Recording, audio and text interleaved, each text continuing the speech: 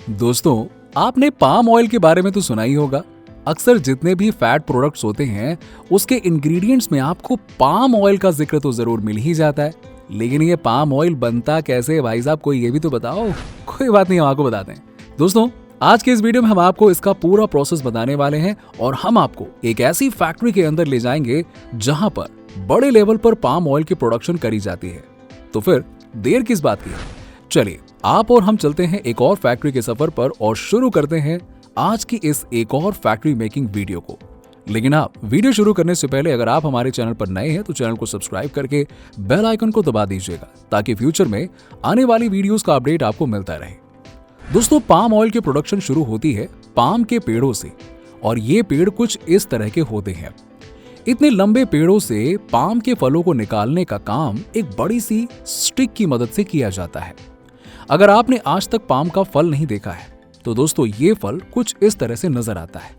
अगर आप इस फल को काटेंगे तो आपको इसके अंदर कुछ इस तरह का बीज दिखाई देगा जिसे पाम नट कहते हैं, जो सफेद रंग का होता है।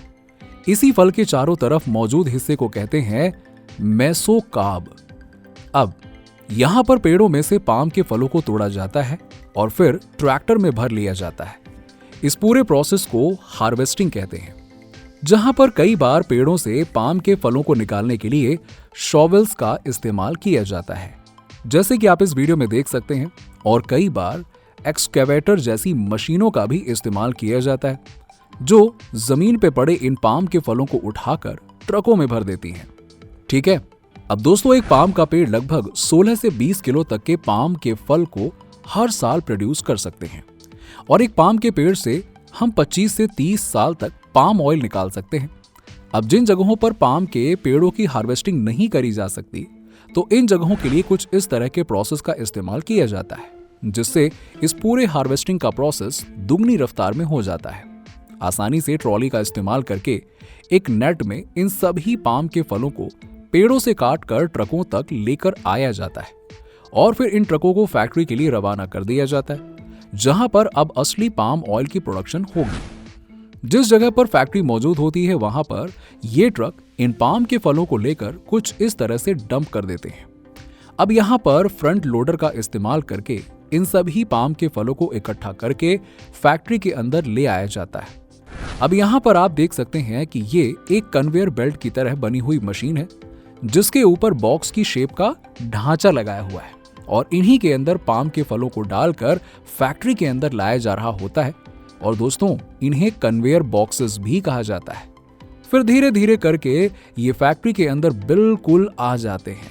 ठीक है, अब यहां पर अब दूसरे प्रोसेस को शुरू किया जाता है, जिसका नाम है स्टेरिलाइजेशन प्रोसेस।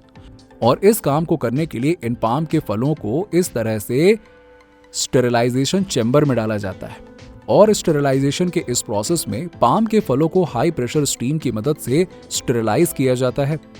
अब जहां पर इस चैम्बर के अंदर का तापमान 140 से 150 डिग्री सेल्सियस तक चला जाता है और इस प्रोसेस को करने का मेन मकसद ये होता है ताकि इस फल के अंदर मौजूद जितने भी एंजाइम, बैक्टीरिया और फंगी होते हैं वो सब के सब नष्ट हो जाएं। और इस प्रोसेस के बाद इन पाम के फलों को डिसइंफेक्शन प्रोसेस से गुजारा जाता है, जहां इन फलों को उबाला जाता है और इनमें से माइक्रो ऑर्गेनिज्म को अलग कर लिया जाता है। ठीक है, अब यहाँ पर फल देखिए अच्छे से उबल चुके हैं, जिसके बाद उन्हें यहाँ से ले जाकर एक्सट्रैक्टिंग प्लांट में ले जाया जाता है, जिसके लिए यहाँ मौजूद कन्वेयर बेल्ट का इस्तेमाल किया जाता है। अब यहाँ पर आप देख सकते हैं कि धीरे धीरे करके इन उबले हुए पाम के फलों को एक्सट्रैक्टिंग प्लांट तक लेकर जाया जा रहा होता है। दोस्तों, ये पाम ऑयल बनाने का काम यकीन मानिए इतना आसान नहीं होता है। यहाँ इन फलों को कई सारे प्रोसेस से गुजरना पड़ता है और तब जाकर बेहतर क्वालिटी का पाम ऑयल प्रोड्यूस हो पाता है। तो लीजिए, अब ये उबले हुए पाम के फल यहाँ इस यूनिट तक आ चुके हैं।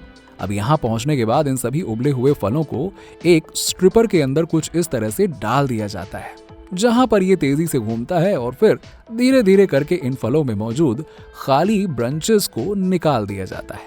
अब जैसे कि आप देख ही सकते हैं कि ये कितनी तेजी से घूम रहा होता है।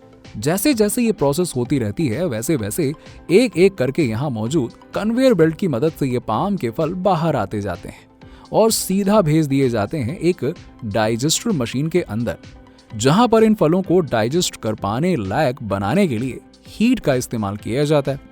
अब यहाँ पर डाइजेस्टर मशीन के अंदर आप देख सकते हैं कि कैसे ये मशीन इन फलों का कचुम्बर बना रही होती है और फिर थोड़े ही समय के बाद में इन्हें जब इस मशीन के बाहर निकाला जाता है तब इनका पूरा हुलिया बदल कर कुछ इस तरह से हो जाता है। एकदम पूरी तरह से मसल चुके हैं ये फल। अब आ जाएंगे सीधा प्रेस मशीन के अंदर, जो इस पूरे प्रोसेस का सबसे इंपॉर्टेंट पार्ट माना जाता है, क्योंकि यहीं से अब पाम ऑयल को इन फलों से निकाला जाने वाला होता है।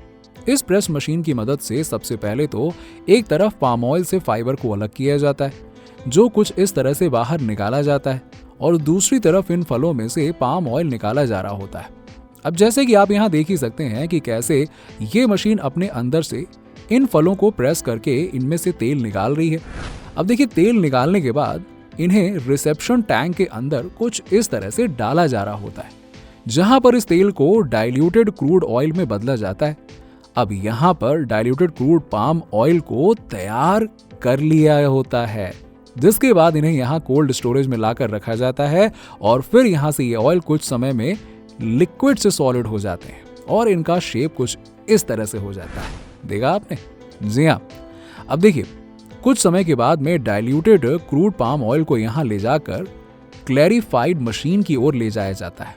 दोस्तों, ये मशीन के अंदर एक एक करके इस पाम ऑयल के ब्लॉक्स को डाला जाता है और फिर ये मशीन इन्हें पाम ऑयल में कन्वर्ट कर देती है और अपने अंदर लगे हुए प्यूरिफायर की मदद से बाहर निकाल देती है।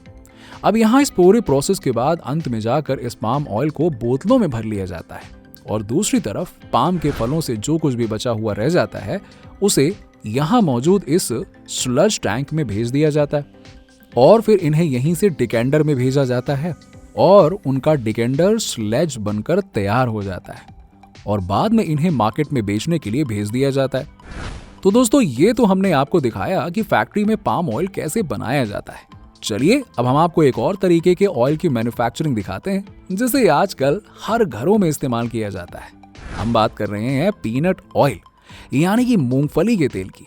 अब देखिए, इसे बनाने के लिए सबसे पहले मूंगफलियों को फैक्ट्री में लाकर एकदम रख लिया जाता है भर भरा कर, ठीक है।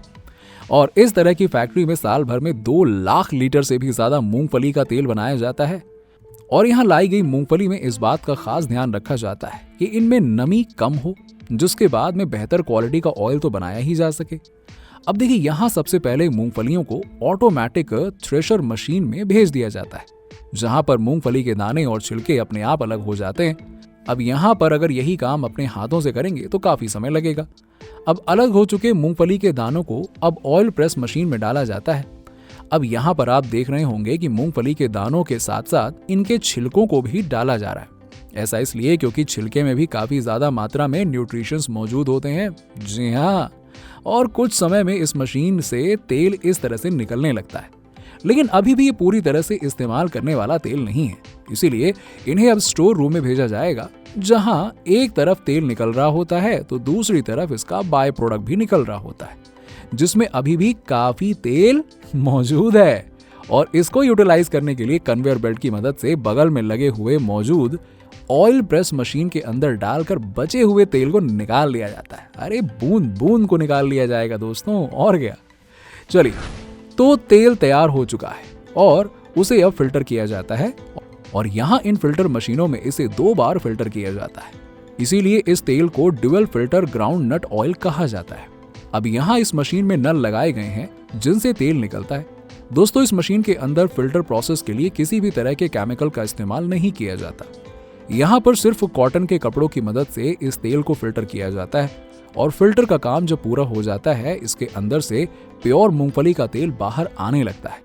अब इस मूंगफली के तेल की पैकेजिंग होनी शुरू हो जाती है और जिसके लिए यहाँ पर इस तरह के डब्बे का इस्तेमाल किया जाता है।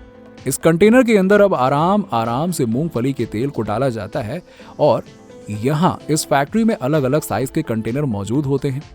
यहाँ तक कि 1 लीटर की बोतल भी यहाँ पे मौजूद है, जिनमें तेल को भरा जाता है और पैकेजिंग का काम पूरा हो जाने के बाद इन्हें मार्केट की ओर रवाना कर दिया जाता है। ठीक है, तो दोस्तों, कुछ इस तरह से फैक्ट्रियों में मूंगफली के तेल से लेकर पाम ऑयल की मैन्युफैक्चरिंग करी जाती है। हमें कमेंट सेक्शन में बताइए कि आपको ये वीडियो कैसी लगी और इसी तरह के वीडियोस देखने के लिए हमारे चैनल फैक्ट फिक्शन को सब्सक्राइब करके बेल आइकन को दबाना मत भूलिएगा। मिलते हैं आपसे अगले वीडियो में।